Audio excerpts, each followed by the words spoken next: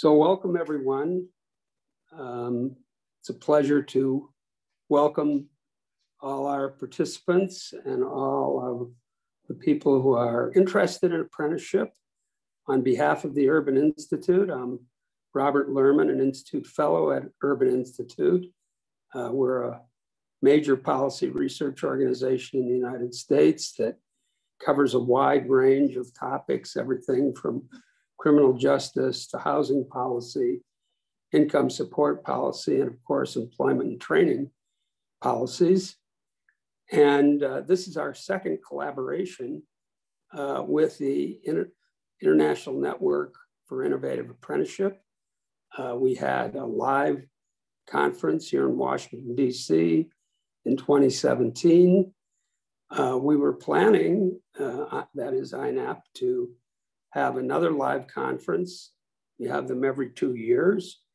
But of course, COVID intervened, and we decided rather than doing nothing, we would move ahead with a virtual conference that could reach a lot of people and will tell us about where the state of apprenticeship is during this COVID-19 pandemic. And as a result of our coverage, we have reports from 7 countries today. At our conferences, you will find people from more than 7 countries. And when the conference is over, when this forum is over, we'll let you know in the future when our next conference will be. I'd now like to turn it over to well, before I do that, I need to mention a few housekeeping rules. The event is recorded, and the recording will be posted this same day, actually a few hours after the forum. We're going to have all the participants be muted except when they're speaking, but if you have questions or comments, please enter them in the Q&A box at any time. So, you'll be able to just see some of the live transcriptions for the closed captioning of the forum. And with that, I'm going to turn it over to my colleague and Vice Chair of INAP, Erica Smith.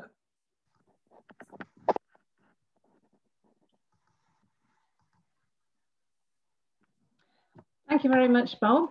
So I was asked just to do the formal welcome on behalf of INAP, or INAP as some of us call it. It doesn't matter which you call it. We're the the International Network on Innovative Apprenticeship.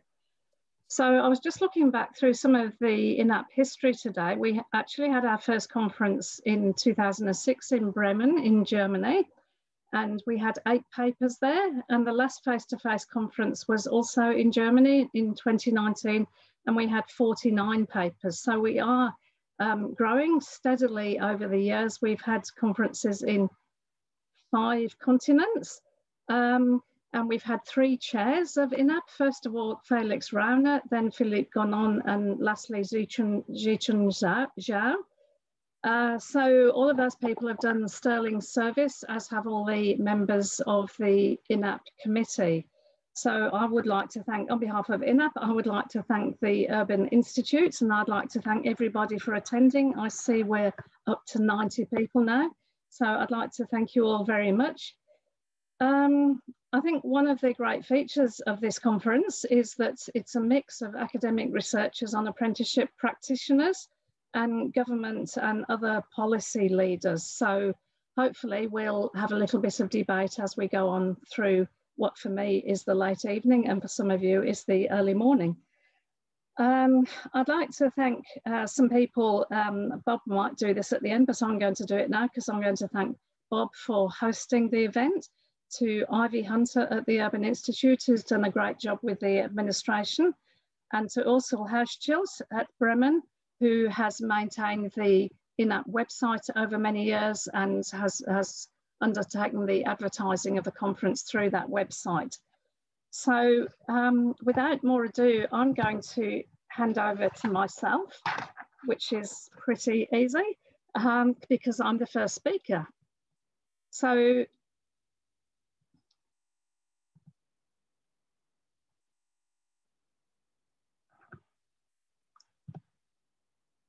got there. Okay, just waiting for the system to start working. So I'm going to be talking about apprenticeship in Australia. So we're starting at the bottom of the world. And like all the speakers tonight, I'm going to be talking about some general trends and also some COVID initiatives. So it's a lot to cover in about 10 minutes, and always really conscious that we need to take account of the fact that there's people from all over the world whose apprenticeship systems vary. I don't think there's any two countries in the world with similar systems. So here goes my attempt at explaining our system here.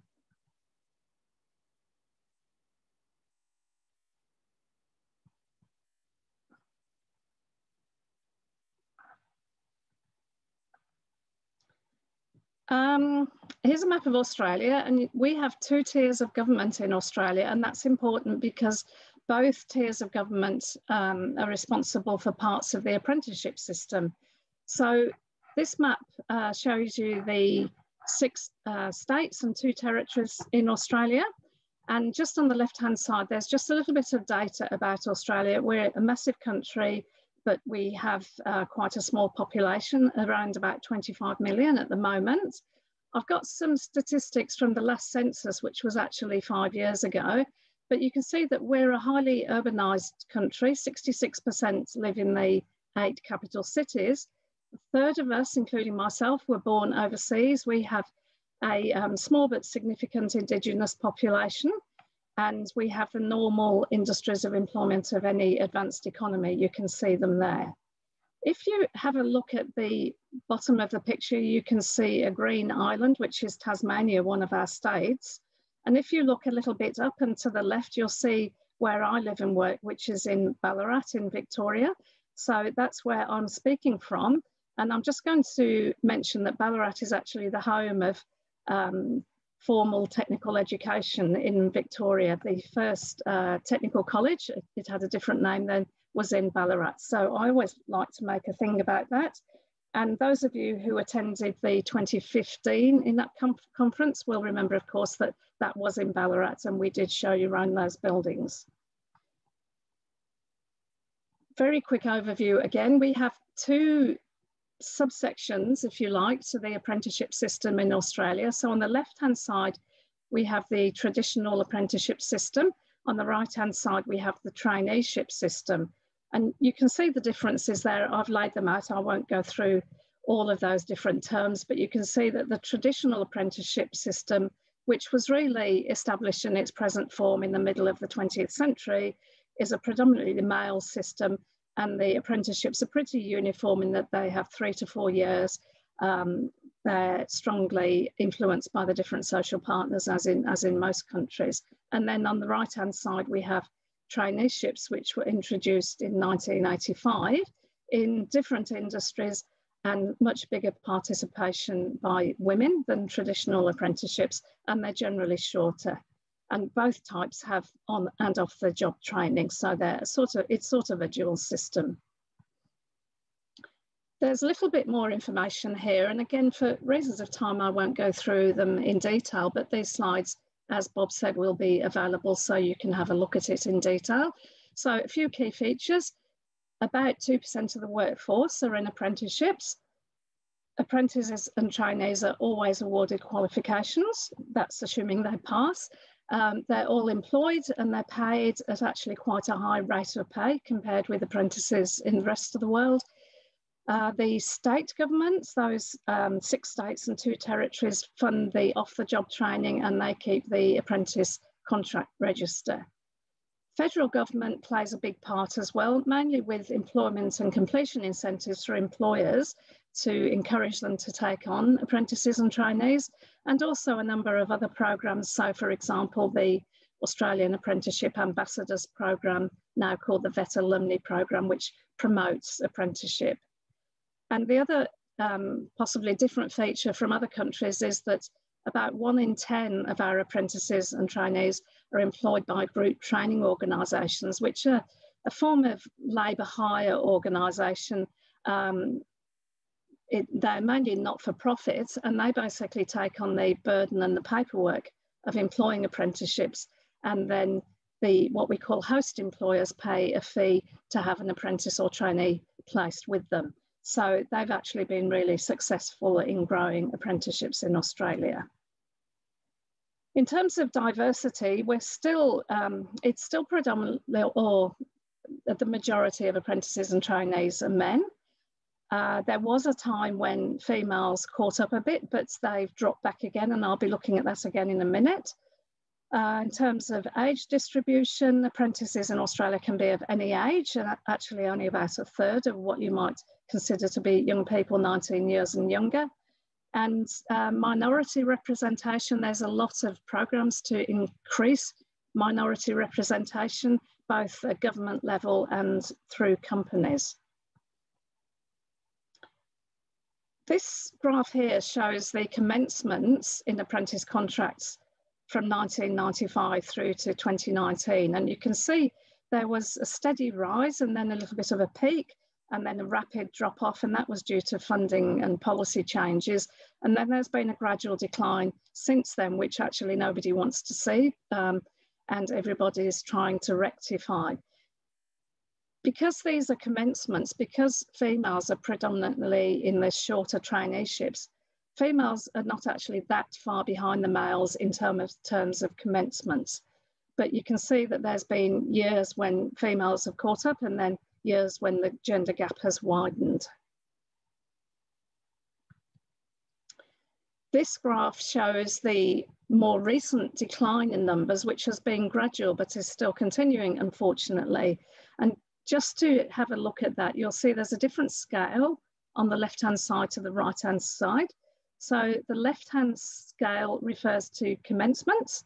So you can see, for example, that in 2015, there were 160,000 commencements, and that dropped, but not very much. It's around about 150,000 at the moment. And then the right-hand scale relates to the blue line, and that's to do with numbers in training. So you can see there's a different scale on the right-hand side that goes up to 300,000. There's about 270,000 apprentices, or there were in 2019, which is the last full year for which there's figures. Then we move on to the more recent past. So we're starting to look at the effects of COVID here. You can see that this graph shows commencements and in training for 2 quarters, one in the third quarter of 2019 and the other one the third quarter of 2020. So you can see quite a rapid but not disastrous fall off in commencements, but in fact the numbers in training, the blue line, has not or did not drop very much in that period, and that's due to the government's initiatives which I'm about to talk about. So it's actually quite encouraging. Those are the last figures that are available, unfortunately. So a number of federal government, that's the national government initiatives. So just like all around the world, government's main priority was preserving jobs, and apprenticeship jobs was a part of that.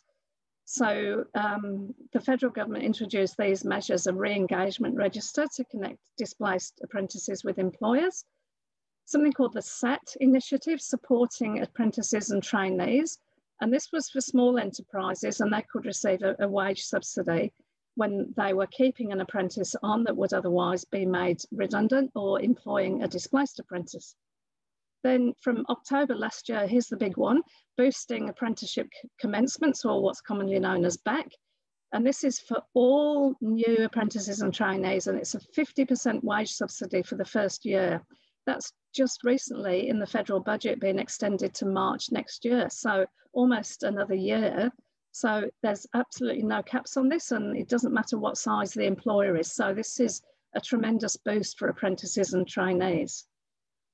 Remember, I mentioned the group training organisations. They have a national apprentice employment network peak body, and that peak body has been really active in all of these developments, because obviously they know the system really well, and also they have contacts in so many employers through the group training organisations. So it's been really fortunate that we've had an organisation like that to help. Now, there are some issues which I don't really have time to go into in detail, but some of these funding measures could have affected the effectiveness of other more targeted funding measures. And also, we're seeing really high vacancy rates. So GTOs, for example, group training organisations in New South Wales, report really high job vacancies in job areas like hospitality, and there's speculation as to how that might be coming about at the moment. But anyway, we'll have to see how that pans out, and there's a need for research to find out what are the ultimate effects of these measures. So at the moment, we're in a really fortunate position of a period of high economic growth, and it's going to be interesting to see how that affects apprenticeships, and how that affects particularly the social justice function of apprenticeships after the pandemic, what's going to happen there, and also how the social partners may be going to put aside their separate interests and work together to restore the apprenticeship system to some state where it will be different from what it is at the moment. Who knows what? Just finishing with just a minute or so on an example of the sorts of things that state governments are doing. So I've chosen my own state, Victoria. So this new, one of the major things that's happened in Victoria has been the establishment of a new authority called Apprenticeships Victoria. And that was established at the end of last year, and it's moving out of the government buildings and into the CBD of Melbourne, our capital city, so that it's got more of a public face. Another thing that's happening in Victoria is a big build infrastructure and construction program, and there's a big apprenticeship aspect to that. And then there's some other measures there, which I don't really have time to go into now, but hopefully you'll have a look at the PowerPoints and you'll see the great work that the Victorian government is doing. And like I'm sure all other state governments, Victoria had a COVID apprenticeship portal that hooked people into all the initiatives that were going on. And I'd just like to end by thanking the following people who spoke to me and sent information to make sure I had up-to-date information to present to everybody tonight, or sorry, today, not tonight everywhere. And I've provided my contact information and also the contact information of my research group. And I just wanted to give a quick mention of a special edition of the Journal of Vocational Education and Training, which is being edited by two of our other speakers today. And it's about the history of apprenticeship, and it will certainly be worth a read. And I've got a paper just published in that, and if anybody would like a free reprint, then please just contact me. So my time's up. I've finished my presentation, and I'm going to hand over to the next presenters. And I'm handing over to Ji-Kwon Zhao and Si Li from Beijing Normal University. And I'm sure you'll be interested in hearing what's happening a little bit further up the Eastern Hemisphere. And if anyone has any questions, I'll look forward to answering them in the Q&A, and please contact me directly by email. So over to you.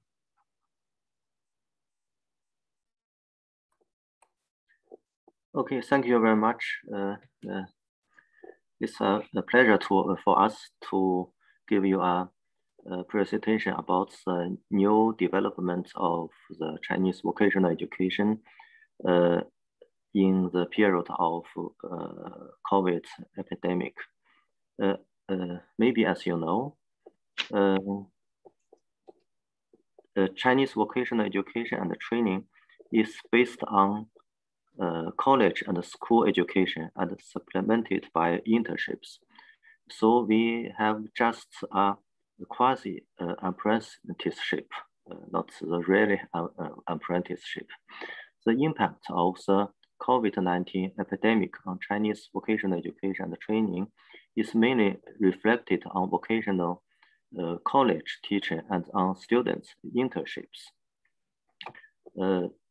The epidemic in China broke out during the 2020 winter vacation. As the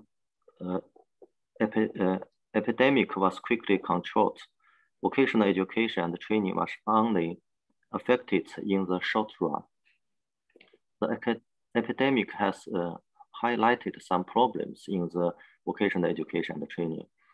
These problems didn't have a chance to be fully and effectively addressed before the entire society returned to the normal. But these issues are still worth pondering. The impact of the epidemic hasn't exceeded with the direction of vocational education and training development, but has shown us the requirements of Chinese society for vocational education and training in the coming years. My colleague, Mr. Li Si, has collected a lot of data and literature about these issues, and so she can give us a better report in details. Okay. Thank you, Professor Zhao, for the introduction. And in this report, we are trying to answer the following two questions. The first, under the impact of COVID-19, what kind of problem and experience could be found in the short-run responses of China's vocational education and training? And the second is, what is the long-term impact of the COVID-19? And before talking about the short-run responses, we would like to determine which time period we are referring to.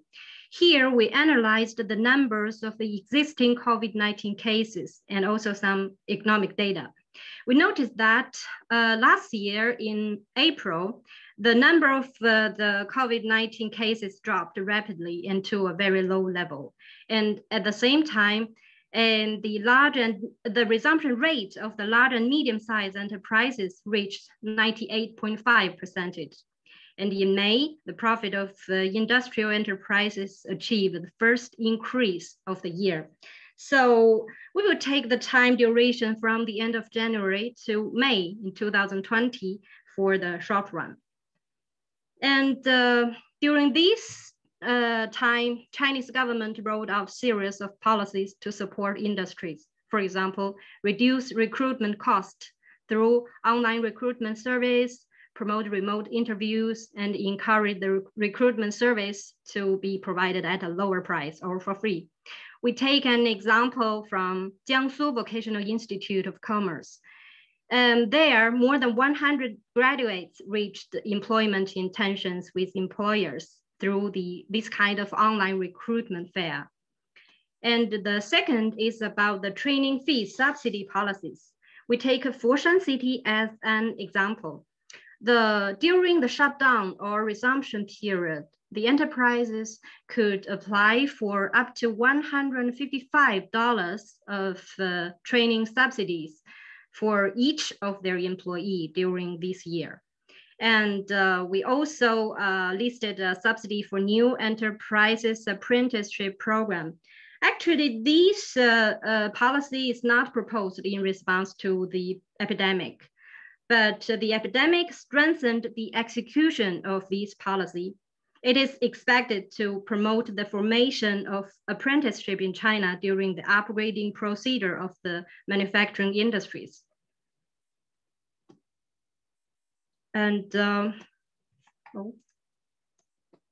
moreover, the online trainings were free. Sorry.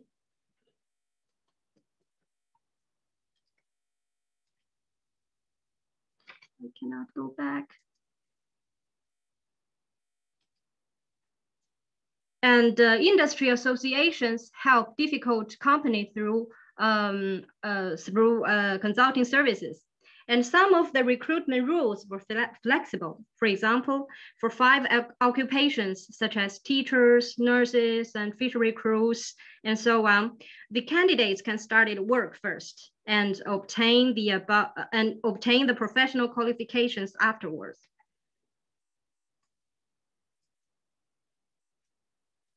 And here we included 2 surveys on vocational students internship. They were conducted last year in late March. One is from the student side and one is from the enterprises side. From the enterprises side, they are willing to have vocational students for internship because most of them were suffering severe shortage of labor. But from student side, nearly 40% of the surveyed students did not participate in the internship. The main reason for this is about the safety concern. And we're also caring about the match rate for the intern's major and job during the internship. Surprisingly, because the enterprises opened more opportunities for the students, but the matching rate of interns, major and job is still not satisfied. The main reason for the mismatch is the interns' professional competence could not meet the requirement of the enterprises. If we move one step further on the requirement, we found that most of the enterprises emphasize on technical operation skills, but from the student side, they emphasize more on safety assurance, and also they care about the social competence, such as how to deal with the colleagues and how to do teamwork. As a summary, the vocational students took more responsibilities during the production resumption process. However, insufficient professional competence is the main factor restricting the percentage of major job matching, which is consistent with the research before the epidemic. And after the internship, I would like to brief some of the findings on college teaching.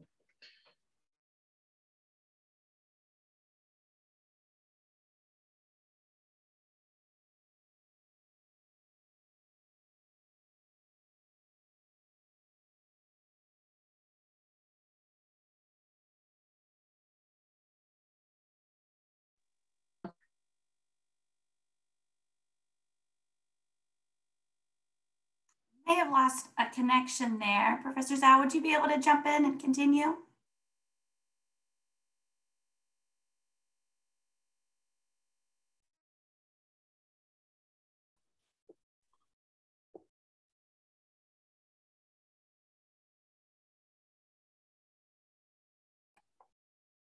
Yes, this is responses on Tibet college teaching. Please. I can't control the presentation. Just gave you remote access. Can you click through the slides?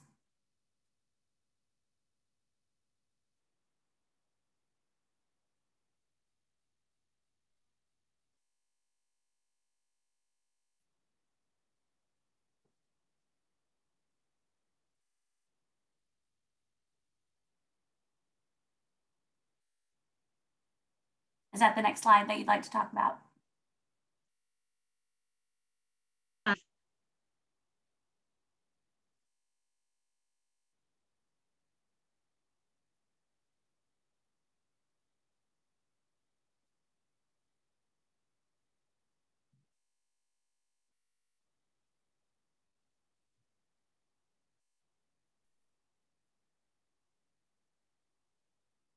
Okay, I think we might have to move on to the next section.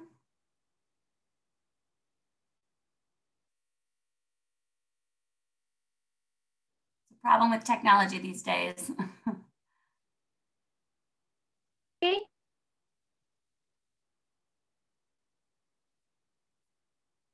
Okay, Bob, I think we might need to move to your section. Okay, thank you. Well, we'll all be sure and come together, although remote has some great features, live does have some advantages. This is I'm going to talk about the trends in the United States, and I called it Scaling US Apprenticeship with Incremental Reforms. And it's in a way a very exciting time, but we have a long way to go, as you'll see from my presentation. Next slide, please.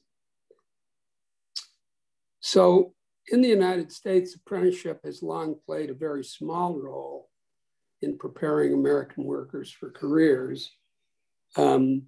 We see that just saw that in Australia, the share of apprenticeships in the workforce is something around 2.5%, and that's down a bit from a high of 3.9%. And we're at about 1/10 of that, or maybe 1/9 of that, in terms of our official registered apprenticeship system.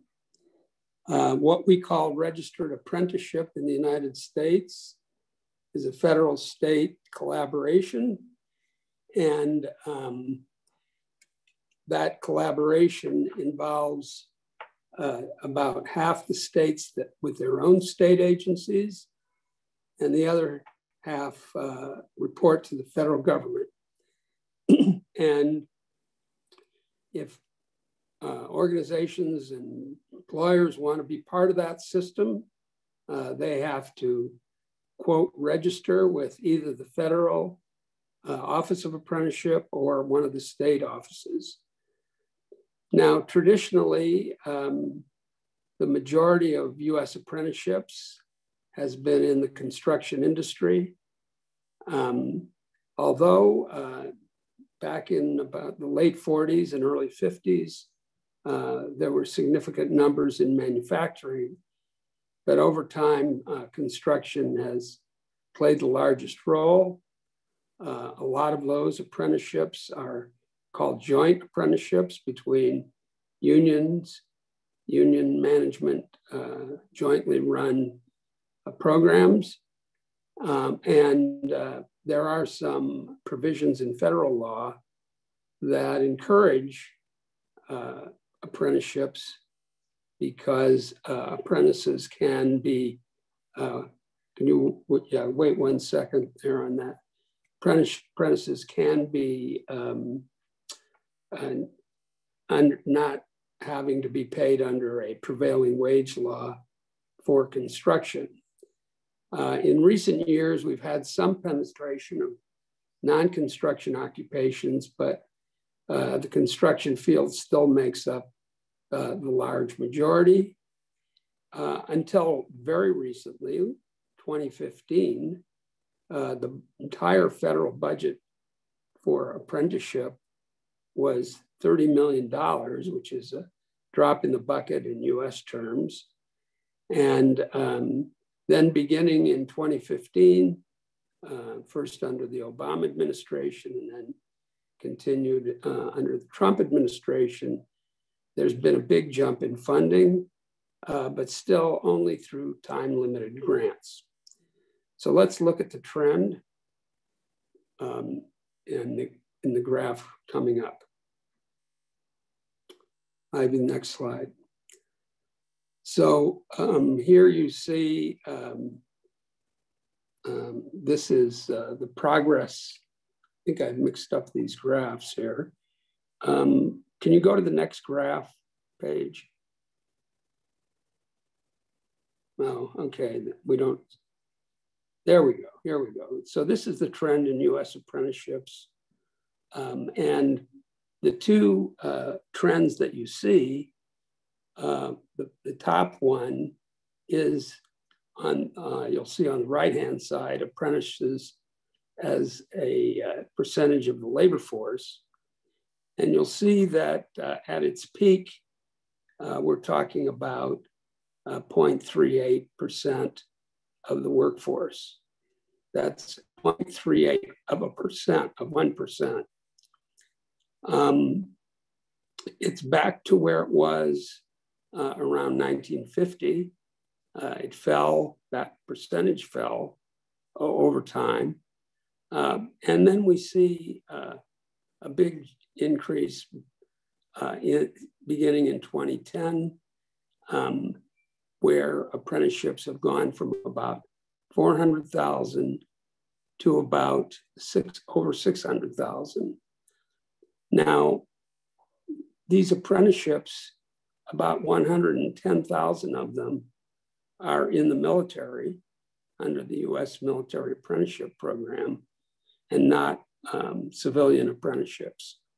So if we think of apprenticeships as a percent, civilian apprenticeships as a percent of the workforce, as a percent of the civilian workforce, we're talking about something on the order of 0.33%. Next slide, please. No, let's go back. Okay. So we've had a number of states that have also developed initiatives, but there are wide variations in the ability of states to stimulate registered apprenticeships.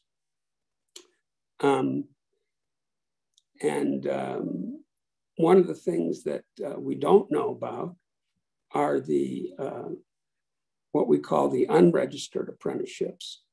There's no copyright on the word apprenticeship, and so people can just call what they're doing in terms of internal training apprenticeships. And some of them are high quality, some of them are very short term. Unfortunately, the small amount of money we've invested in apprenticeship has meant we've done very little research on the subject. But we can make some estimates that there are a large number of apprenticeships that are not registered with either a state or federal apprenticeship agency. I might add that there isn't any great advantage, or there hasn't been any great advantage in registration. There was no ongoing subsidies, even for the off-job learning of apprenticeship. Recently, there are some funds, as I mentioned, but only limited through limited grants. Okay, we'll go to the next slide. So here we see some progress in expanding apprenticeship into the non-construction industries. The top line are the new apprenticeships that year in construction, how many new construction apprenticeships there were. And you can see that there was a big increase in the peak of the business cycle around 2007, excuse me. And then there was a sudden drop off with a huge recession in 2009 through 2010, and then a pickup. For the other occupations, for the other industries, excuse me, there was a decline, but not that severe a decline. And now we're seeing gradual increases in all the other industries. But still you can see that construction makes up the majority of the apprenticeships. Okay, next slide. So the question is, what about these incremental improvements? They're beginning to take hold. More and more people are talking about apprenticeship. Policymakers are increasingly interested in apprenticeship. The Office of Apprenticeship just put out funding for centers of excellence in apprenticeship, in building skill frameworks, partnerships, equity, and in data. The House of Representatives passed a new bill. Unfortunately, that bill doesn't provide a long-term vision for apprenticeship. It mostly codifies existing practice. And existing practice does have some problems because of the often cumbersome process of, quote, registration. Companies or small associations of companies have to put together skill frameworks themselves, get them approved, and sometimes that approval process takes months.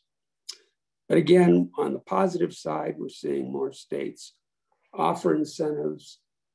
We're seeing the modernization of procedures, but no long-term vision for providing ongoing funding and for marketing apprenticeship to companies.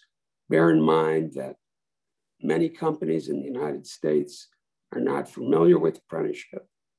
It would be a change in their talent development, human resource policy to do apprenticeships. And that's why we need the kind of selling and organizing of employers to generate more apprenticeships and to bring them to scale. And we've got to simplify the process. And finally, we need to provide additional funding, even with the large increases from a very small number that we began with in 2015. The funding for apprenticeship is still small in comparison to the need. So several of us are working to try to expand the role of apprenticeship through a number of reforms and through the development of ongoing funding. I believe that's my last slide. And we will now turn it over to Tom Buick from the UK. Tom, sorry, Bob, the UK system has inspired Sorry, us we're actually going to go back and let Seth finish her presentation because her internet's working again. Oh, okay. Just a quick summary, but then you'll be able to introduce Tom. Okay.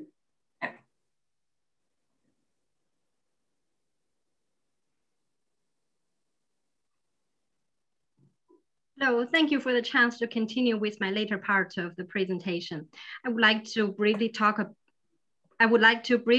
about the long-term trend on that.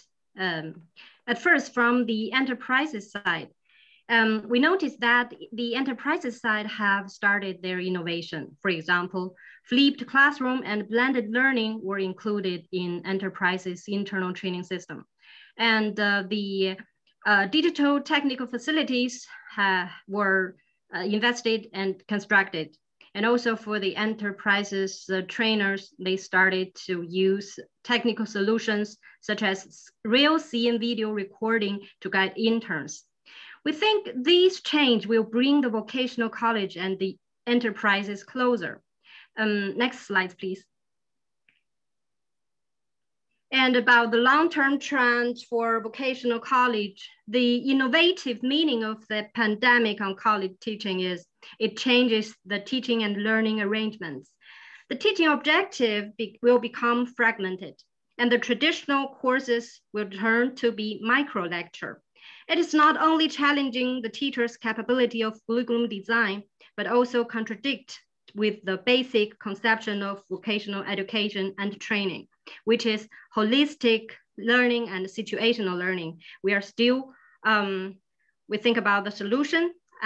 Yes, we are still on the way in finding the solution to this problem. Next slide, please.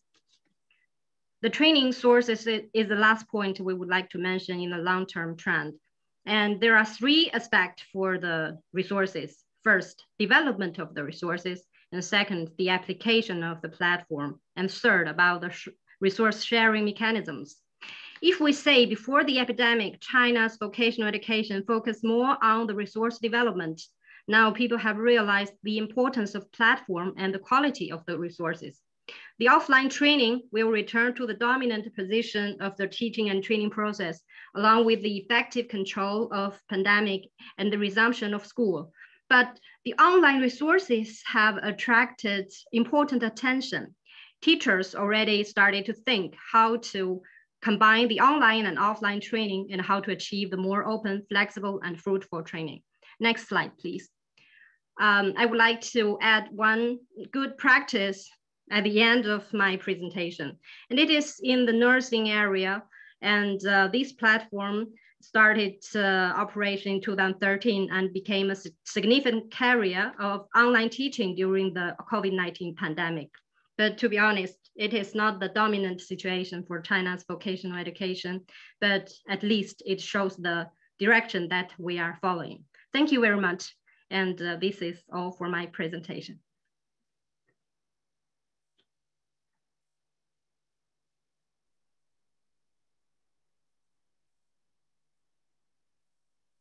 Okay, thank you very much for that. Hello, everybody.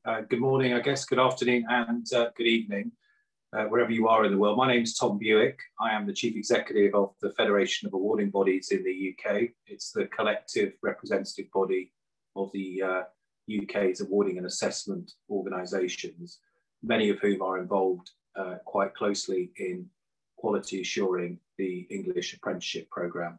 I should stress that I'm very much talking in a personal expert capacity on this seminar, not necessarily representing the views of my organisation. So thanks again, thanks to Bob, thanks to IB, thanks to INAP for inviting me to this international seminar today. I'd like to talk about the apprenticeship programme in England by inviting you to think about three things. What is distinctive about England's apprenticeship programme compared to mature international systems?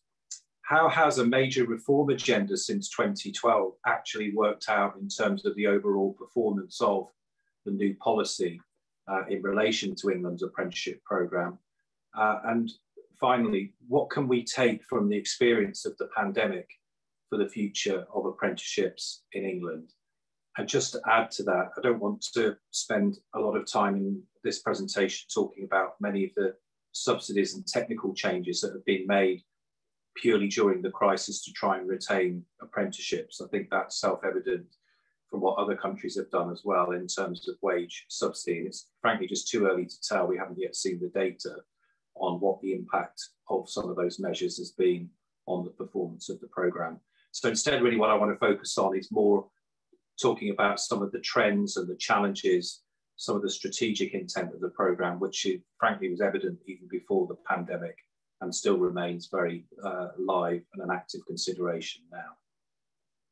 So, for those of you that are not familiar with post-compulsory education skills in Britain, just a reminder that I'm talking exclusively today about England. That's because education policy, including apprenticeships, is fully devolved to assemblies that sit in Scotland, Wales and Northern Ireland. While England does not have its own parliament, our laws on this subject are made at Westminster. We even have our own dedicated skills and apprenticeships minister. She happens to be a former apprentice herself. She's quite a committed politician. Her name is Gillian Keegan MP. Interestingly, I've been told that Scotland is planning its own apprenticeship reform agenda over the coming months that will attempt to be more like the Swiss model in future. So I think that's definitely one for keen observers at INAP to watch very carefully. So what is distinctive about the English apprenticeship programme? Well, all apprentices must be employed. We got rid of simulated apprenticeships run by community colleges back in 2009. And since then, the term apprenticeship is a legally protected term. I know Bob mentioned that that isn't the case in the United States. The apprenticeship must be linked to a government-sanctioned programme. The minimum duration for an apprenticeship in England is 1 year, with the average length of programmes running for 2 years, depending on the attainment level and type of occupation. Apprenticeship programmes are based on new national occupational standards, which have been developed with employer groups overseen by the Institute for Apprenticeships and Technical Education, itself a public body that's less than 5 years old. Since 2017, the programme has been financed by a UK-wide apprenticeship levy on firms with an annual payroll bill of more than £3 million. That's about 4.2 million US dollars. The payroll tax is levied at 1.5% of payroll, which in aggregate raises about £2.8 billion per annum for the Treasury. Again, that's just shy of 5 billion US dollars. The amount raised in England to spend on apprenticeships is £2.5 billion, with the remainder being distributed to Scotland, Wales and Northern Ireland. The levy-paying employers have their own digital apprenticeship accounts set up with the tax office. One way of looking at these digital accounts is a bit like cryptocurrency, except they can't spend the money on Bitcoin or anything they like. They can only spend it on apprenticeships. They can use these accounts to purchase any legally approved apprenticeship programs. It is for this reason that many observers describe the English apprenticeship model as employer responsive, since firms exercise a sovereign choice in deciding which standard and which training provider they want to hire or engage to support the apprentice. There are over 600 approved programs or standards from which firms can employ an apprentice. They are divided into attainment levels from level 2, which is the equivalent of a high school leaving certificate, right up to level 6 and 7, which equates to a degree and master's level. Indeed, England now proudly boasts about having an expansive system of apprenticeships, where the glass ceiling on achieving a university awarded degree has now been lifted via the degree apprenticeship route. It is now possible, for example, for an engineer to learn and earn their way to a bachelor's degree in engineering without ever being encumbered with the average £54,000 of graduate debt. I do want to stress, though, it's still early days in terms of this route being made more widely available. Germany and Switzerland have half the number of standards that England does, and there is an active debate going on here right now about what the optimal number of apprenticeship standards should be. Finally, it's worth stressing that when it comes to the delivery of apprenticeship training, it is intermediaries that deliver over 2/3 of the programme in England. What I mean by intermediaries is organisations called independent training providers. They operate in a regulated market, but unlike other countries, community colleges deliver only around about a quarter of England's apprenticeship programme. The rest of the programme is delivered and handled by the private sector or these ITPs, independent training providers. Moving on now to talk about what has happened since the big reform programme to English apprenticeship started in 2012. It's worth just recalling briefly what the key concerns were about England's apprenticeship programme a decade ago. An entrepreneur called Doug Richard, who's actually a Canadian by birth, was hired by government to write an independent report. The benchmarks he set for success were as follows. Apprenticeship must be a contract between an employer and an employee. He called for apprenticeships to be seen as helping the next generation of workers access the labour market in competent and skilled roles. He called for formal qualifications in apprenticeships to be scaled back and to be replaced by the two new innovations. The first was the development of these employer-led standards, and second, the system of endpoint assessments. That is, like the driving test in most countries, how we assess for driver competency with an independent check on the performance of the driver linked to a clear standard. Canada, I believe, is another country that operates this system of endpoint assessments. And these assessments are carried out by independent endpoint assessment organisations, or EPAOs, in a regulated market. And there are currently over 300 EPAOs that are on the register. Fourthly, Doug Richard's main conclusion was that if these reforms were introduced, then a lot more employers and an increased number of young people would get involved in England's apprenticeship programme. Indeed, buoyed up by the Richard Review, the government in 2015, facing a general election, made a manifesto commitment to secure 3 million additional apprenticeships by 2020. Now, obviously, things have moved on significantly in the last 8 or 9 years. And over the last year, we've all been hit by the global pandemic. So where are we now with England's apprenticeship programme? And what are the key challenges as we move into recovery mode? The first thing to highlight is that the government missed its 3 million target on apprenticeships by a quite significant amount. Today in England, there are around 700,000 apprentices on programme, which is a similar number to in the United States, although when you look at the comparison by population, England has 4 times as many apprentices on programme as the United States. But even before the pandemic, the decline in apprenticeship starts had been evident since 2017. The most important comparative variable, though, is the ratio of apprentices in the workforce per 100,000 workers. In England, the figure is only 11, compared to 39 in Australia and 41 in Germany, in terms of the latest figures available.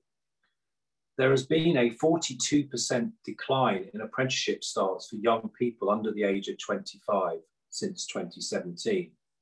House of Commons research has found that apprenticeship opportunities have been increasingly concentrated in the service occupations in southern England, with less opportunities for skilled trade occupations being available in the Midlands and the north of the country. Government data on the diversity of the programme, and by diversity I mean class, gender and ethnicity, shows a mixed picture.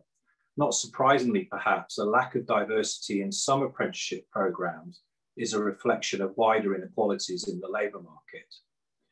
Crucially, the government has even missed its own target on providing apprenticeship slots in the public sector, which was evident even before the pandemic hit. The government has a target of ensuring 2.3% of workers in the public sector are apprentices. In summary, today's apprenticeship programme in England is very different from the one reformers like Doug Richard originally envisaged. The development of new standards has not led to a rush of new employers wanting to take them up. The vast majority of apprenticeship opportunities are now taken up by the over 25-year-olds, not young entrants to the labour market. And when we analyse new starts or commencements, as they call them in Australia, we see that the most popular apprenticeships are now at management and at degree level. In conclusion then, these trends raise fundamental questions about the purpose and equity of England's apprenticeship programme. It's why I wrote in an article last November that while there are some brilliant examples of apprenticeship delivery, the English apprenticeship policy has lost its way in recent years.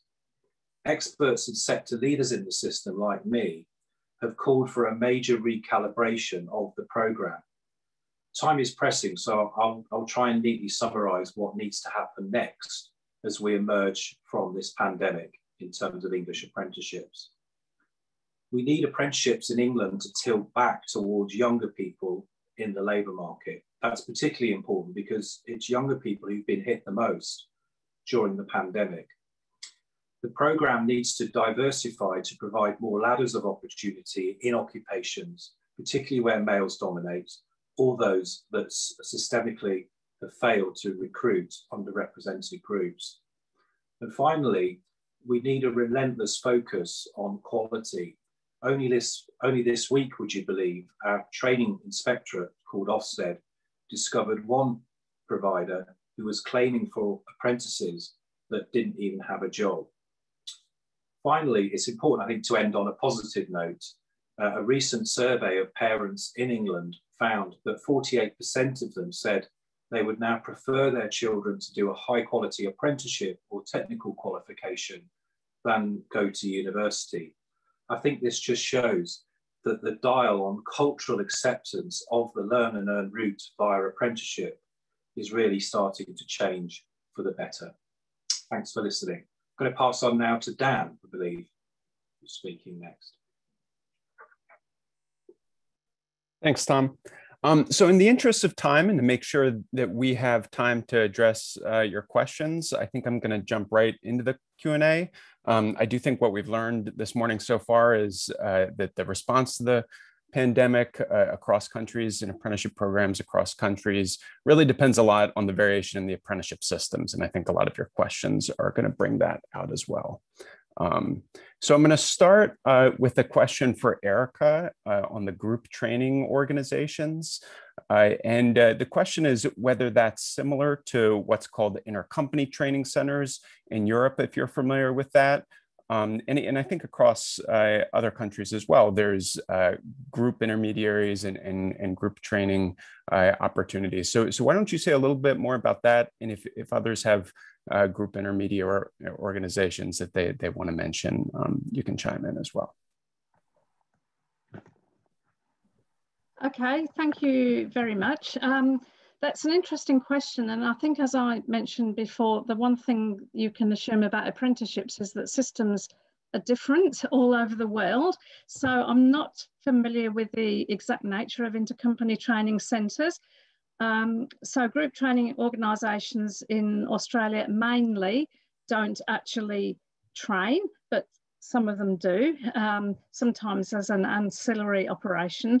They're mainly, as it were, employment agencies, or as I've heard them described, I think labour hire companies with noble intent, which I really like, and they provide support to apprentices, but also to employers. But I know the situation differs in many countries. I did undertake a comparison of intermediary organisations for the International Labour Organization just a few years ago, and I can certainly send people the link to that if they can't find that on the web. But what I did was I developed some typologies of them. So some intermediary organisations did employment, some did training, some did support, some did administration, and they just varied so much. But the GTO movement in Australia has been going for a long time, and sometimes the proportion goes up and sometimes it goes down. So it's certainly long lasting. So that's probably all I can say. I can't compare it to that exact sorry, to the questioner, to that exact analogy in other countries, sorry. Great, no, thanks. There's a question for Bob as well about the experiences in the United States with COVID-19. I think we learned a lot about what's happening in the United States since 2015 with new investments, but could you say a little about how apprenticeship has been affected by the pandemic here? Sure, I'd be happy to. So not unexpectedly, the economy basically shut down in March and April. And when that happened, companies were not hiring at all. They were laying off people, and they weren't too receptive to taking on an apprentice. So the number of starts dropped markedly. But interestingly, when there's a huge downturn, very often people are leaving the apprenticeships in smaller numbers because there are fewer other opportunities. So those apprentices that remained, companies did tend to hold on to. I would say the political impact has begun to emerge with President Biden proposing a huge increase in employment and training. Don't know how much of that would be going to apprenticeship, but again, we have a very unfunded system. Just to listen to Tom Buick talking about the scale of budget in England being well over $2 billion, which would be more like $10 billion in our terms. And our funding is more on the order of 250 million. So the result of that is that we do have individual grants. Now, with the economy picking up though, and it has picked up dramatically, and we expect it to continue for this year. Macroeconomically, the government has stimulated demand by a great deal. And so I do expect this to be a time in which, if we get our organizational issues right, we should be able to expand apprenticeship substantially. I would say that reflecting what Tom said about England in terms of would people like their children to go into an apprenticeship, I think people are learning more. Unfortunately, we don't have enough examples yet, but where we do see examples, we find that parents are very happy to have their children go into a quality apprenticeship. We at Urban Institute are actually one of the intermediaries in which we are actually working directly with companies to sell them on the idea and help them organize apprenticeships. and we're going to be doing that for the next few years. Great, thank you. There's also a question for Tom about the shift in the UK to younger workers and whether the levy has affected that, whether it's easier to spend the levy on training for younger workers. Yeah, thanks, Dan. I mean, I know there's a few questions for me and they're kind of interrelated, I think. I mean, I think the first point to stress is that I'm not necessarily making a negative sort of normative judgment about the kind of drift, as it were, of the English apprenticeship program away from younger people to adults over the age of 25, not least because I think, as one question Ryan Craig picked up on, one of the aspects about the levy, and it's why I described it as an employer responsive system, is you could argue that economically, employers are acting rationally, right? So they look at young people as novices in the labour market and they have this fund to spend on effectively developing their employees, mainly existing employees, in, for example, management or in intermediary or supervisory. So not surprising if you've got a situation where the employers control the purse strings through these digital accounts, they're opting to put their existing employees through apprenticeships on the whole. They're going for older workers and they're using up the value of their levy on these higher level standards that attract more funding. So that's just I think a rational economic outcome. I think where it gets challenging for policymakers and for people like me is two things. One is, as I mentioned, the original intent of the policy reform back in 2012 was to create more opportunities for young people for apprenticeships. I mean, for example, in Switzerland, 2/3 of apprentices are below the age of 25. So it's a very different system geared towards essentially bringing on the next generation of workers. So the challenge we've got here in England is that really the sort of policy of economic rationality as defined by employers is in tension with, you might say, a policy around equity and participation, and that it's proving very difficult to achieve both of those aims, more participation for diverse groups and for young people, and to exactly give what the employers want, which seems to be older workers at high level management. Great, thank you. And I think the last question that we'll have time for is directed to Erica, but I think I'm also curious if C has thoughts on this, about any suggestions on good practices for using digital technologies for apprenticeship. I know that was a big part of the strategy in China as well.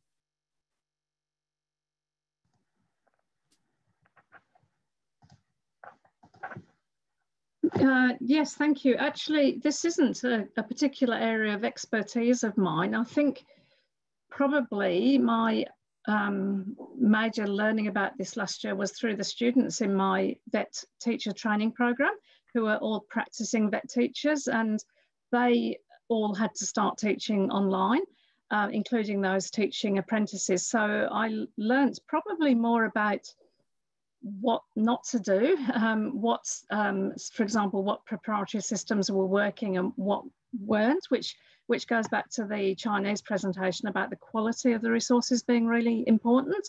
And I also learned about the changes in the work of teachers in order to accommodate that. And I'm actually just beginning a research project with colleagues at other universities on the changes to teachers' work. So probably not an expert on it. I do have some resources if anyone wants to contact me, some literature on the topic, but unfortunately, I think there are not that many experts around. And it's also an area where commercial interests have predominated. And I guess maybe governments might start to actually look at good practice so that there are some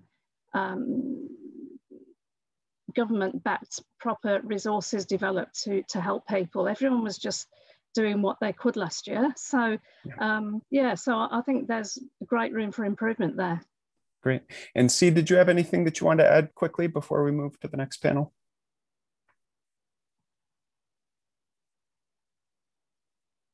All right. All right, then next we're going to be moving on to Philip Gunner to talk about the Swiss apprenticeship system. Yes, thank you very much for giving me the floor.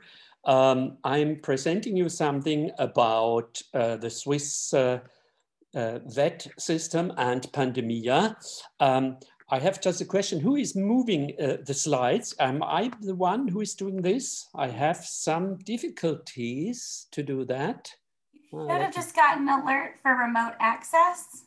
Oh, or would you like to do it for me? Sure, I can control the slides. Just let me know when you'd good. like to.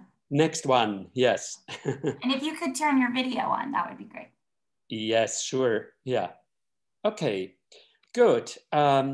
Here we just have the topic of today. We see these are photos before COVID-19. People are quite close together, and they are in learning sites in the workplace, but also in schools. Next slide, please. Yeah, what my thesis is a bit in this presentation is that the apprenticeship model is very much embedded or located inside the education system, and it is treated like this, and I will show this in the next slides. So you will see here there is some development from the completion rate of secondary 2. This means people who have accomplished after high school, after an apprenticeship, an examination, they start continuing in the education system. And these rates have been, are now rising still more in the last years. And still raising is the general academic education route, but also the vocational route itself. So it is an expanding model, as you see in this slide. Please show me the next one. Yeah, this is a bit how it is, how the cake is, how the pieces of the cake look like. And they are always a bit similar in the last years. So we have a very strong part, which is the dual track, the apprenticeship, vocational education and training program, with a much smaller school-based vocational education program.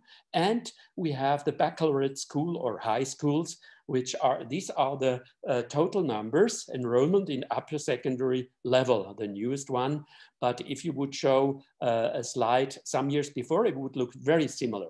Here you see that what happens is that the highest level of education is now changing much in the last also 20 years. Mandatory schools where the numbers are declining. Meanwhile, on the other hand, tertiary level is going up quite heavily. Next slide, please.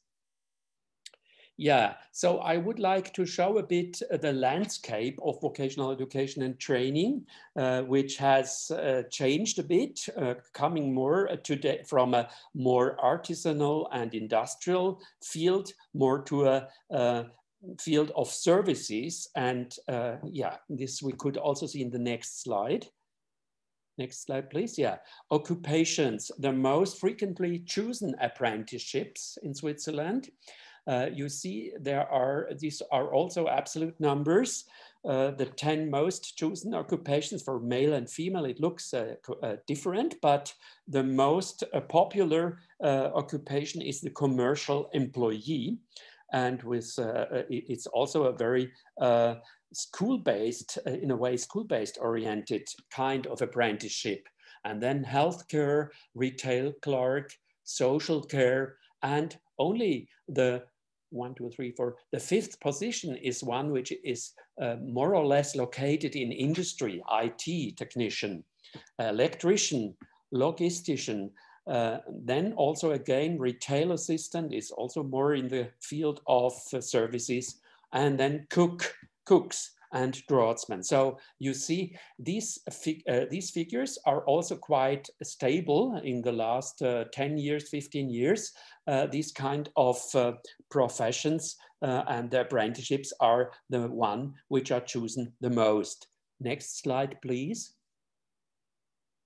Yeah, when I was presenting the Swiss education system, the Swiss vocational education once in the US, it's 2 years ago in Harvard, I was, when I was telling this more in details, how the system functions, federal vocational education diploma, 3 to 4 years, education, a smaller one, the certificate, a 2 years program, but on the other hand, also the baccalaureate.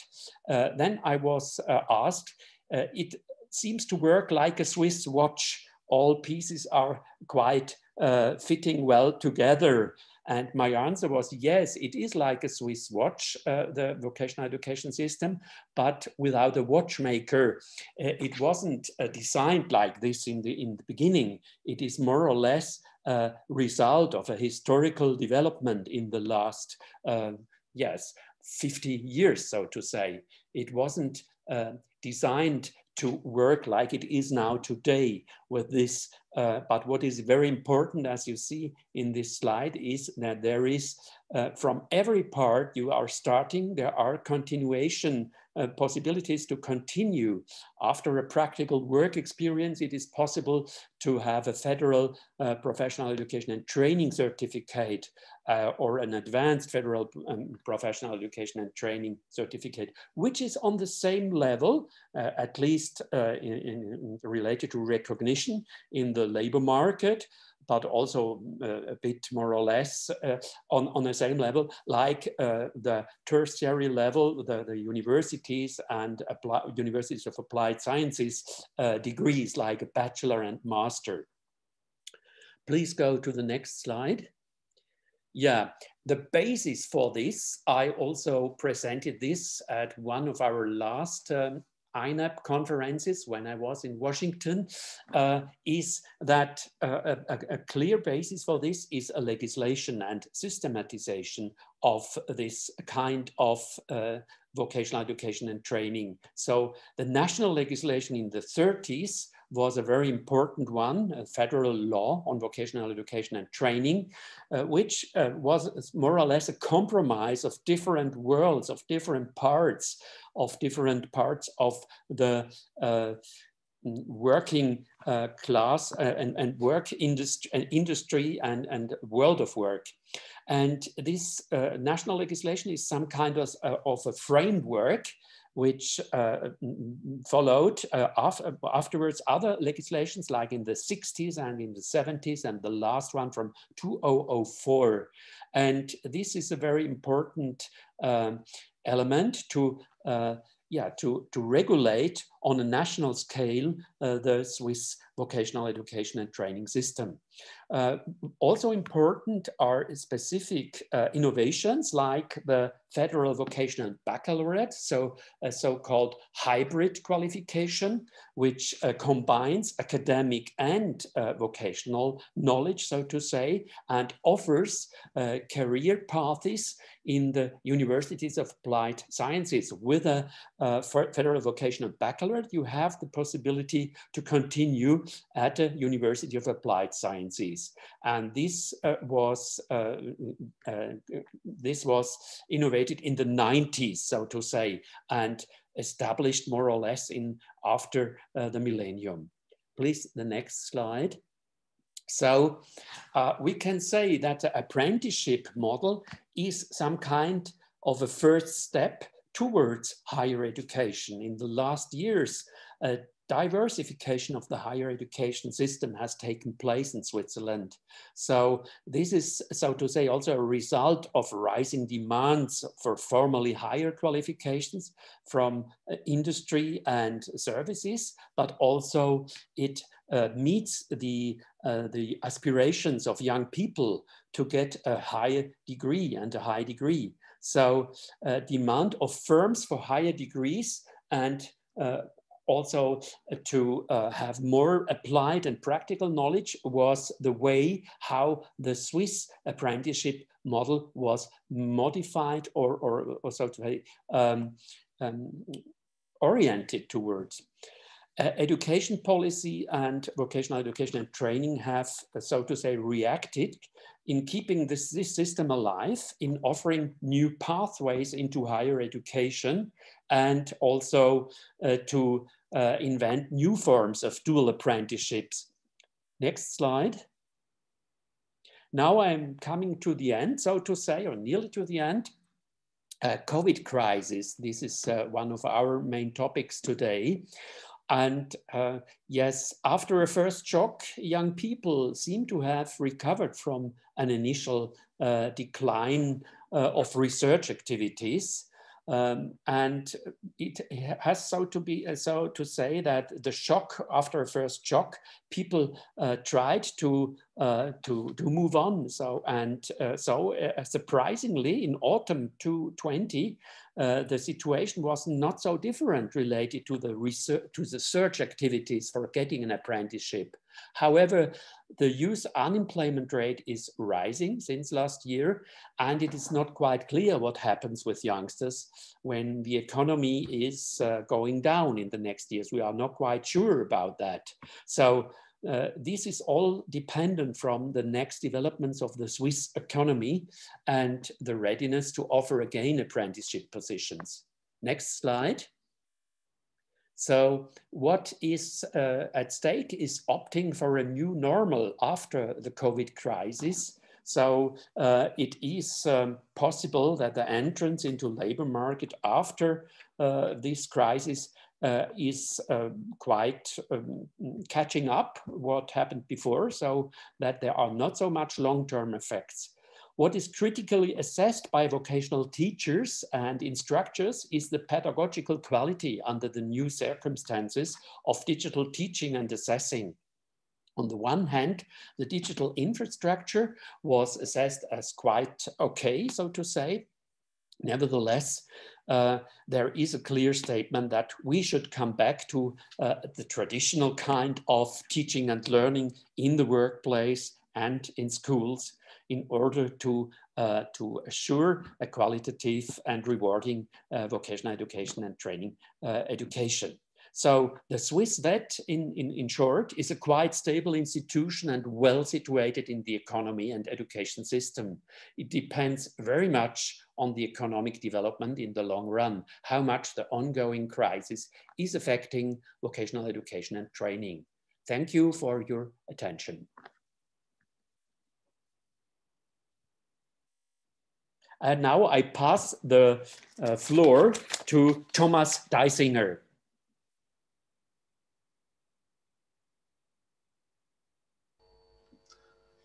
Hello, everybody. Thank you very much for inviting me to this workshop, which I think is very interesting and very important for the current situation. Now, my presentation will focus only on problems, actually. I won't give you a structural presentation on Germany, because I think the COVID crisis is the problem at the moment. And of course, it has affected the apprenticeship system and the economy. And you will see that, like in many countries, the so-called dual system in Germany is highly dependent on the economic and social framework in which it operates. Next slide, please. Now, what are the environmental impacts that can be observed at the moment and which have an effect on the dual system, of course, as well? We have rising unemployment and short-time work in Germany due to the economic situation, -5% in 2020. That's the economic data. The number of available jobs in Germany has also heavily declined in some branches, for example, in car maintenance, retail, hotels, and restaurants. We have in the year 2020, the lowest number of training contracts, of new training contracts in the dual system since 1975. This is quite a remarkable figure. So in 2020, actually training places offered by companies fell down to some 527,000, a decline by 8.8% against the preceding year. And the number of new training contracts now stands at 467,000, which is a decline by 11%.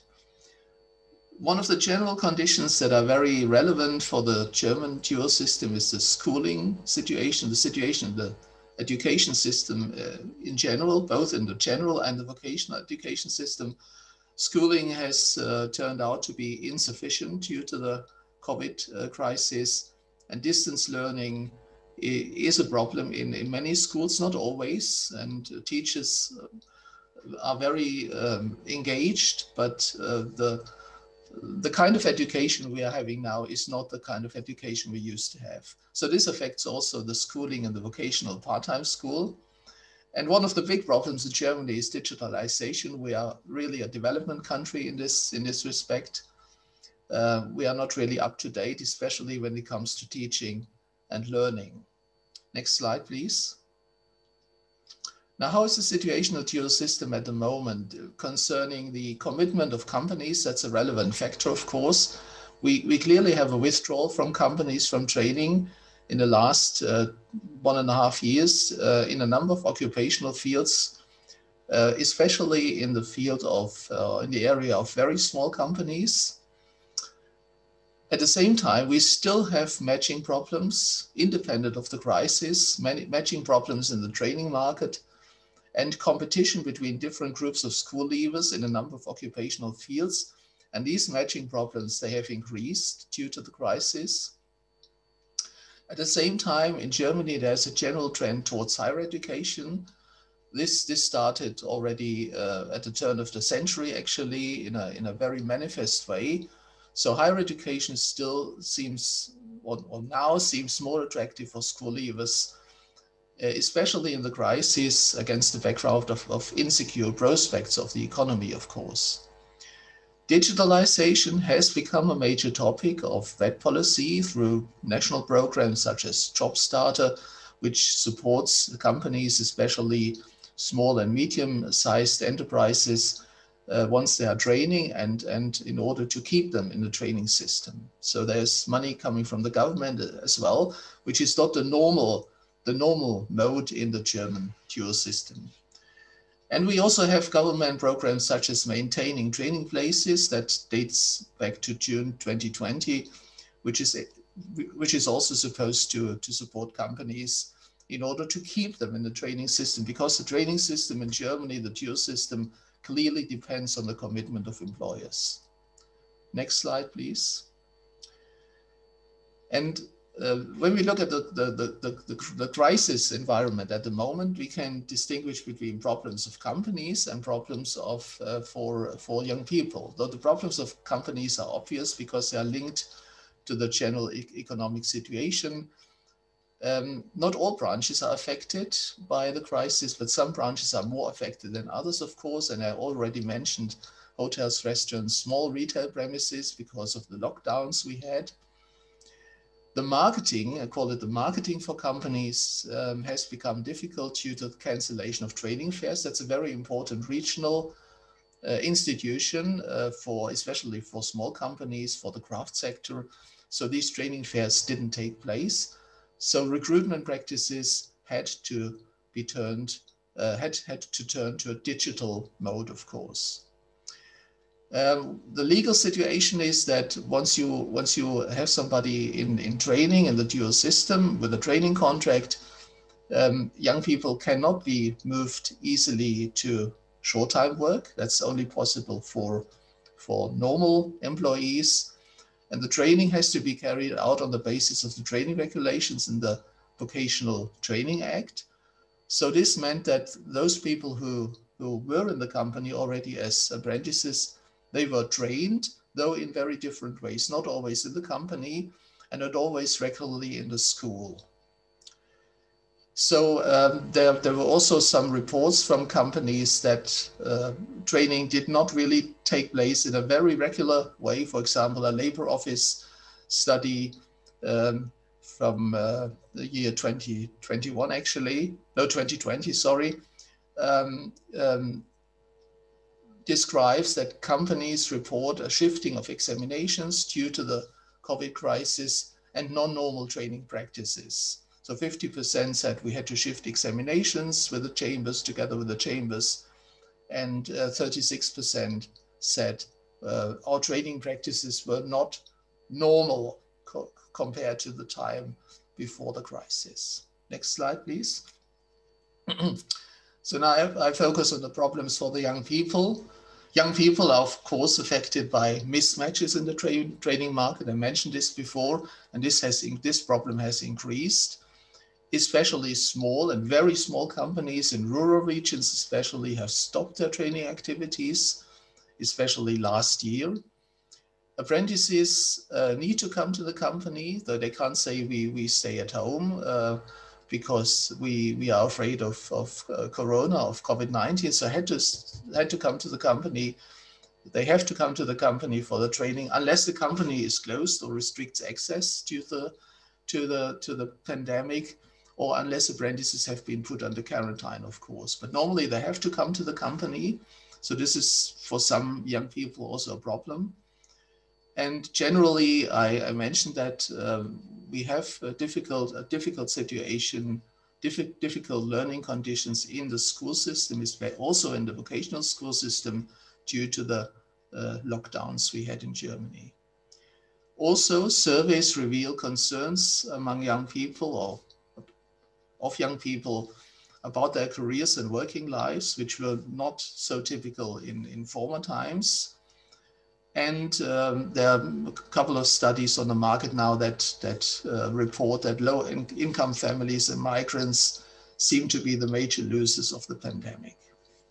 So this is the situation at the moment. Next slide, please.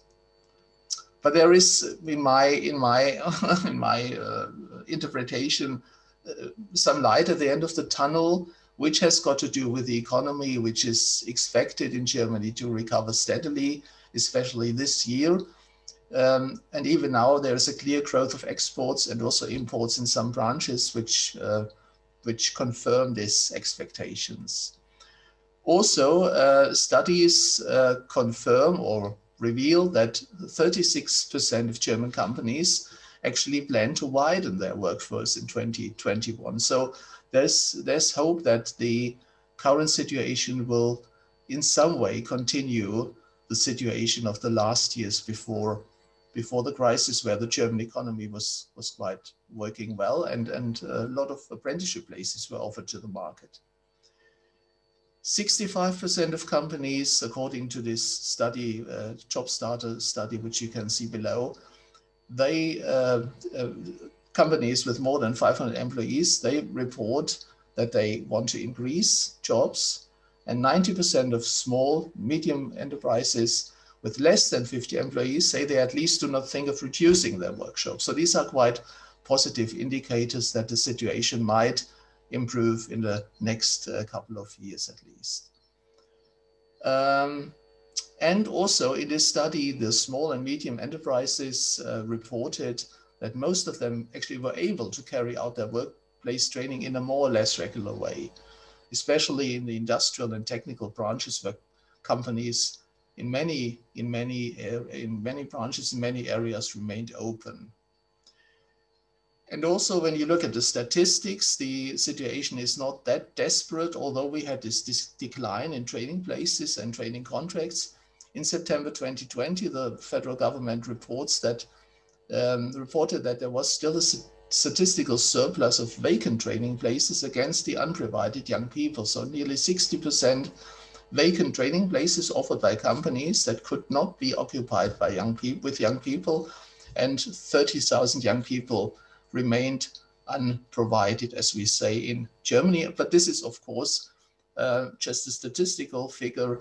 There are a lot of mismatches behind these figures, which we are not able to solve on a free training market, which we have in the dual system. Last slide, please. So what are my conclusions? They are full with ambivalences, as you may have seen already in my presentation so far. The dual system certainly is under strain at the moment in times of COVID-19, but it is not collapsing. That's my view. But of course, we have problems which persist have persisted during the crisis, especially the general trend to higher education, which has been strong in recent years. Although, and this is a very specific German situation, there is still a sound basis of young people with a higher education entrance qualification going to the dual system, or at least striving for an apprenticeship.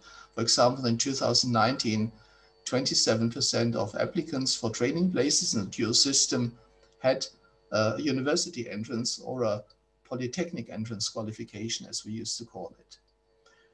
On the other hand, there is also a slight shift away from the dual system towards full-time vocational education and training, and quite interestingly in the health sector, which was under discussion, of course, during the crisis. So this is quite a positive signal that young people also go into these, or tend to go into these very important occupations. And also, there's still good prospects for young people in the craft sector. The craft sector is traditionally looking for apprentices. They can't fill their training places. But of course, all in all, we must say, besides the problem of academization, imbalances in the training market are one of the big problems that will persist, totally independent of the crisis. They will persist due to different attitudes of young people, different attitudes of employers, especially regarding the eligibility of young people for an apprenticeship.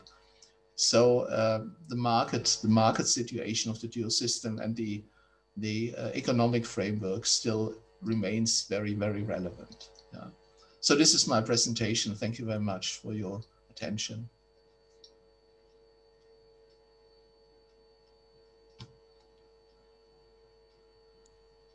I will now move on to, or I move the presentation activity onto Bonnie Watt. She will talk about Canada. Thank you. Thank you, Thomas. Good morning, or good day, everyone, I should say. The title of my presentation is The State of Canadian Apprenticeship, Decentralization or National Direction. I would like to cover 4 areas in this presentation: Canada's level of government, apprenticeship registrations and completions, apprenticeship and COVID-19 pandemic, and closing comments around the decentralization or national direction in Canada. And just as a quick note, I'm an apprentice or a journey person in a previous career, and I worked in oil and gas and pulp and paper and petrochemical. I am currently a professor at the Faculty of Education at the University of Alberta in Edmonton, Alberta, Canada. Next slide, please.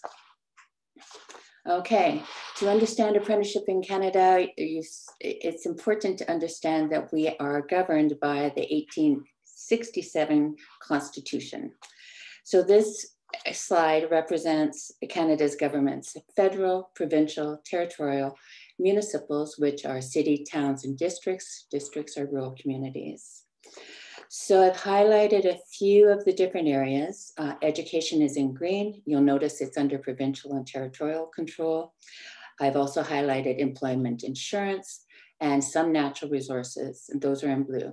You'll see that natural resources sits with both provincial and territorial governments, as well as the federal government.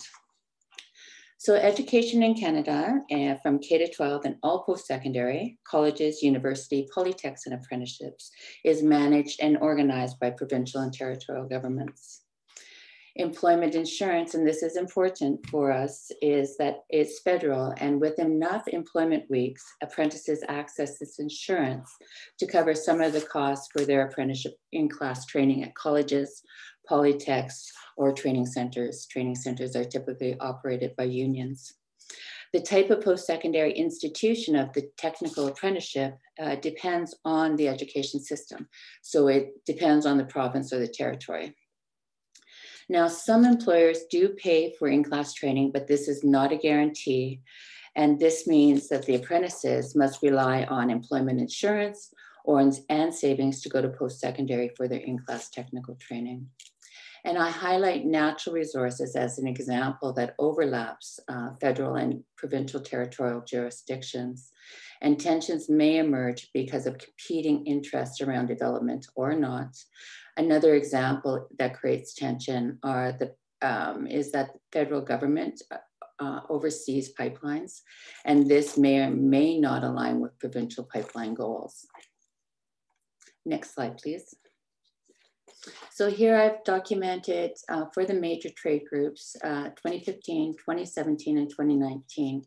And for this, this is the last data that was in 2019 that was compiled. Now, I've shown here the total apprentice registrations as well as females and males. And you'll notice from 2015 to 2017 to 2019, there has been a decline over those years.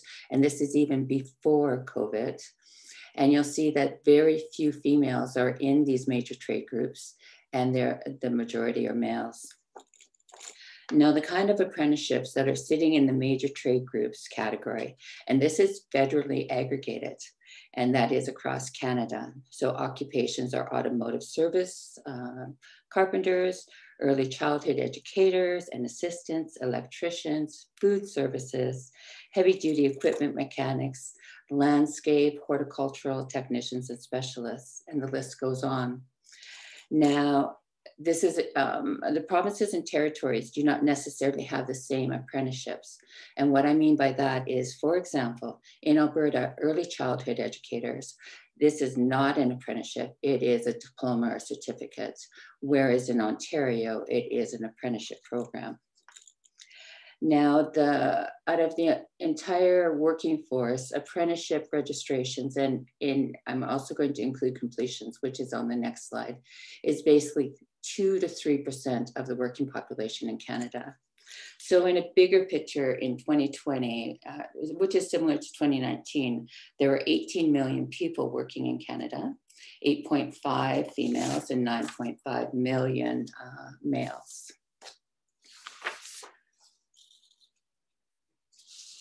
So now employment prospects affect apprenticeship registration and completions. And this is very noticeable in this past year. And for youth, especially, the perspective of parents, school counselors, their peers and teachers influence their interest in apprenticeships.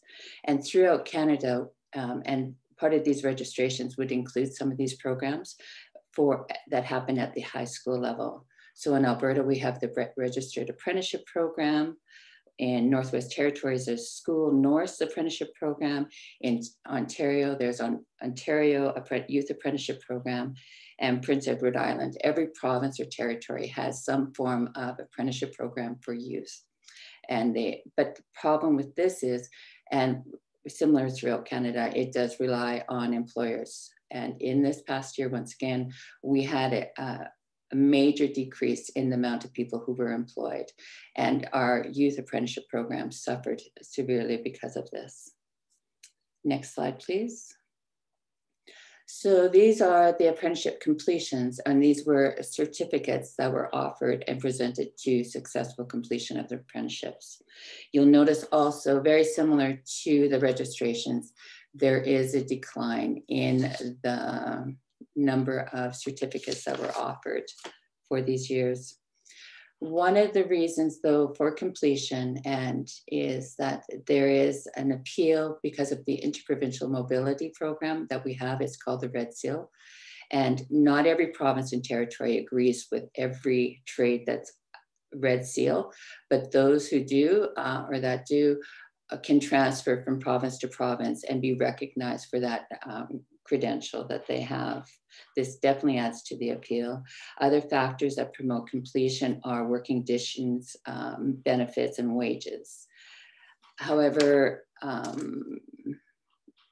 given this past year and the economic situation in Canada, and it's stark in, for example, the province like mine, where the oil and gas industry is declining, some of these wages and benefits are moving away from something that is attractive, and it becomes more of a sunset industry. Next slide, please. this is more so what we've been experiencing in this past year. So for example, from April 2019 to April 2020, there was a 71% decrease in registrations. And in February to September 2020, and this is similar compared to a similar time frame in 2019, there were fewer registrations, fewer certifications. The trend continues. And last June, the certifications were the lowest at minus 76%. These are Canadian statistics across Canada. And so each province, it varies depending on the circumstances. Alberta, once again, has been hit particularly hard because of our reliance on natural resource industries. So examples about, similar to my colleagues, we talked about financial supports from different levels of governments, and it depends on the province and the territory how much they're willing to put into, in particular, the apprenticeship program. Fortunately, this year, our federal budget at the federal level, they are dedicated a significant amount of money to the apprenticeship programs, and to encourage people to take up apprenticeships, because we need these skills in our, to move forward in Canada. Now, once again, as I mentioned prior, apprenticeship systems, the framework is determined by the provinces and territories. And occupational standards are regulated by provinces and territories. And this includes labor laws and various pieces that are attached to employment. And the workforce and type of work varies by province and territory. So it becomes quite complicated, even though we are only a country, we only have 38 million people in Canada. These pieces rise and they start competing against each other as we go on. Fortunately though, and we have a Canadian Apprenticeship Forum, and these are messages, or these statistics are from 2021. This is a sort of a body that oversees apprenticeship more in the research area across Canada. So they predict that trades such as cook and hairstylists will rebound in the next few years. A strong employment focus will strain the current supply of journey persons. So they're thinking that our economic growth is going to happen, although not quite yet. They also predict that the slowdown in our resource sector, retirements, and future employment requirements of the 15 major trades, such as automotive, service technicians, carpenter, electrician, plumber, steam fitter, welder, those kind of trades, there will be another 375,000 apprentices that need to be hired and trained. So the pandemic has hit all of our industries very hard, and including post-secondary sector and how employers can take up apprentices. And in fact, it's been very difficult for them to hold on to their employees, the ones that they already have, without bringing on more. But each province and territory has sort of seen the pandemic as a way to either promote education in a positive and supporting way, or maybe take advantage of it and put forward their own ideologies. And that's an entirely different conversation. Alberta is one, if you want to look into that one. Next slide, please. So going back to the beginning of this presentation here, education is a responsibility of provincial and territorial governments, but the federal government, and this is really important to know, it does influence education sort of in that sideline piece, and sometimes directly, as in the federal 2021 budget. Their funding allocations go to economic and resource and environmental policies and strategies. And so decentralization is the current state in Canada. Now, future projections around shifting the education portfolio to a national direction, difficult to determine, but based on the 1867 Constitution, reaffirmed in 1992, I would suspect that it seems very unlikely that we'll ever see a national system in Canada. But that's my prediction. But since it would be doubtful to have a single legal framework for nationalizing education across Canada, the time will be better spent for us to build a more cohesive articulation agreements across Canada and to align our education system so we can move more flow across Canada in a more seamless way. And this includes apprenticeships. And thank you. So I'd like to introduce our next person, and it's Dr. Ursula Hauschild, and she's from Brenham University in Germany. And she has been and is the INAP network coordinator since 2006. And thank you. Thank you very much, Bonnie, and thank you also very much, Thomas and Philip, for your presentations. I received the information that we haven't got that much time for questions, but nevertheless, I think we should focus on all three presentations at least a little bit. I think we've now had, on the one hand, listened to the examples from Germany and Switzerland, where dual vocational education training are very deeply rooted in comparison to countries to many other countries enjoy a very high standing in society. And on the other hand, there is now the example coming from Canada, where apprenticeship is getting a less attractive educational path, which is, among others, as Bonnie said, become visible through falling trends in enrollment and completion figures. But let's say, regardless of all of the importance of vocational education and training for the societies in these different countries and within the respective educational systems, all three country reports reconfirmed the impact and challenges brought about by the COVID-19 pandemic, some of which are really profound. So anyway, and however, as it seems, COVID-19 cannot be made responsible for all difficulties that we are currently facing in apprenticeships and apprenticeship systems. My first question probably should go to Bonnie in this regard. So I would like to ask you, because there are no other questions in the chat boxes. Bonnie, is it true that Canadian apprenticeship was already a system with difficulties prior to the pandemic, and that the pandemic just revealed how difficult or how deep these troubles were? Very good question. Yes, I would say that it is a system that it has a very small percentage of folks who are part of it. And there's, so we draw on many different traditions and throughout the world. So we bring that into Canada, and each province and territory has taken it up in a slightly different way. So in some provinces, we have apprenticeships and traineeships. And in other provinces, we have the traditional apprenticeships, and in other places, they've dissolved it almost entirely. And it's more of a just sort of an education certificate diploma kind of route. So it's confusing, and it's not clear. And I believe that there is also, the last number of years, we've had the trend towards university and college educations, and people don't understand that the apprenticeship can be a launching point into those types of careers if they choose to.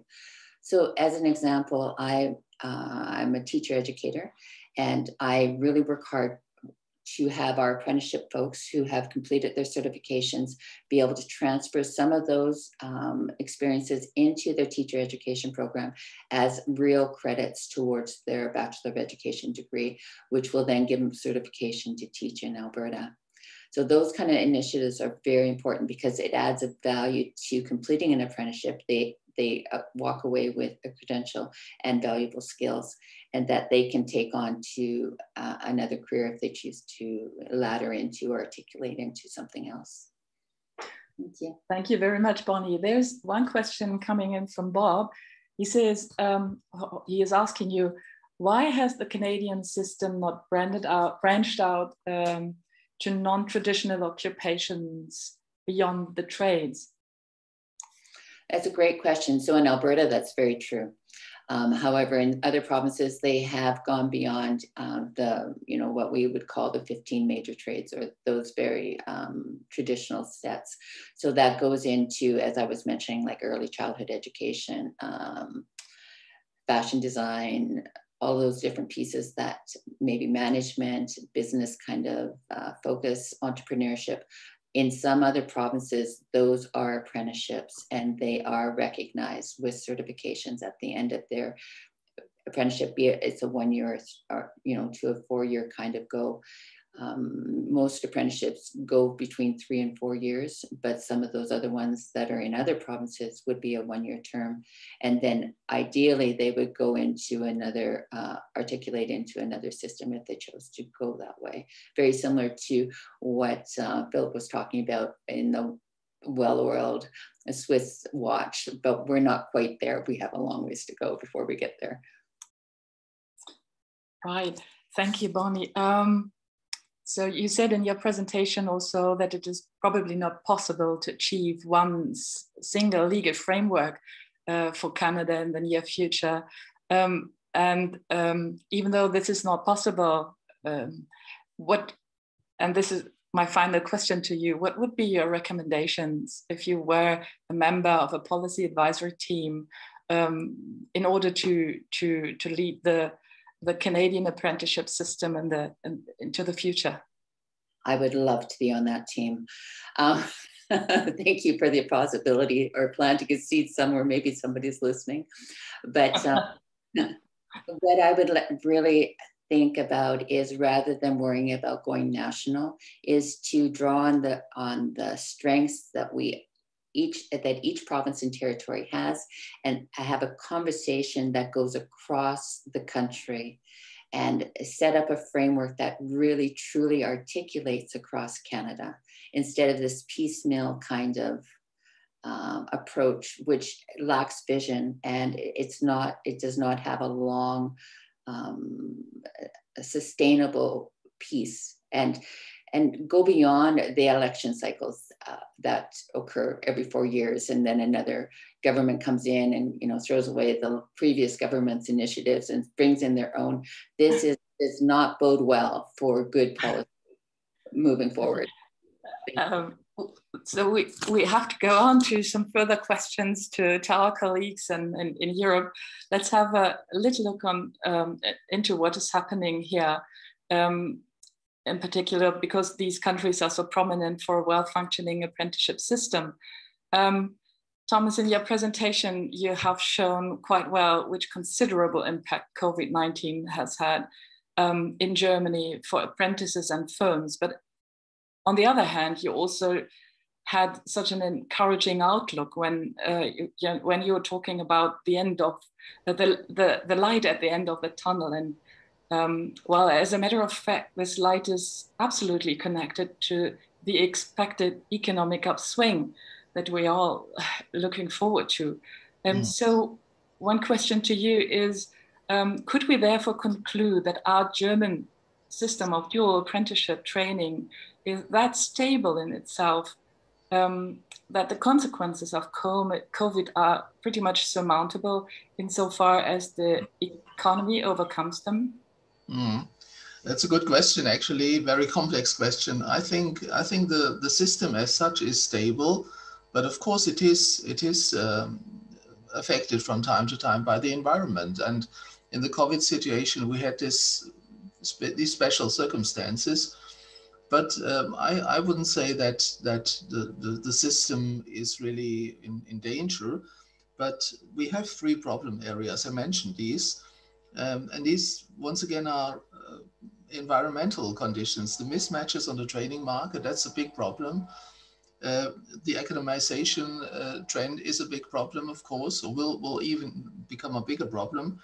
And digitalization, which is not so strong both in companies and in schools, and companies more than in schools, I think.